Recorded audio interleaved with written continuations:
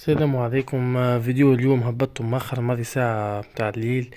الخبر اللي الدولة وعديد الصفحات في الفيسبوك اللي هي أبرزها فوت فانتكات اللي يتحدث على سحب 2 نقاط للنادي الإفريقي وإعادة مباراة النجم الساحلي، وكذلك إقرار النتيجة الحاصلة بين سليمان وجابس وبين سليمان وبنجردين، وبالتالي ارجع 4 نقاط لاتحاد بنجردين.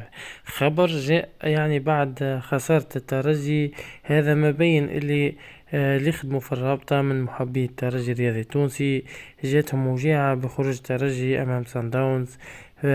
خباو وجيعتهم بوجيعة، حبوا يخرجوها في الناس الجمعيات الأخرى، وحبوا يتكتكوا ويلعبوا لعبة صحيحة بين الجامعة وبين الرابطة، اللي هي يرجعوا ماتش، يعاودوا ماتش قوة الرياضية بقفصة اللي هو خرج بنتيجة 1-1، يعاودوه من جديد.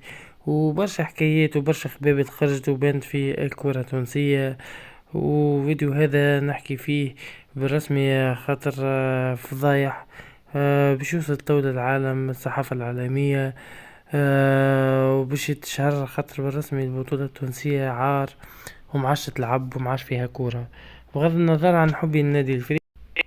اما دي صار اليوم ما لازموش يصير، لا اليوم لا من بعد، لا حتى السنين الجاية.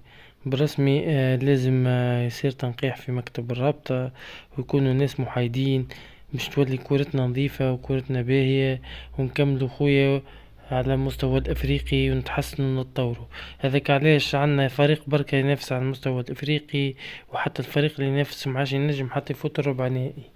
على خاطر أنا الأزمات اللي صايرة في البلاد في الكورة هذيك هي اللي تخلي الجمعيات التونسية على مستوى ضعيف في أفريقيا.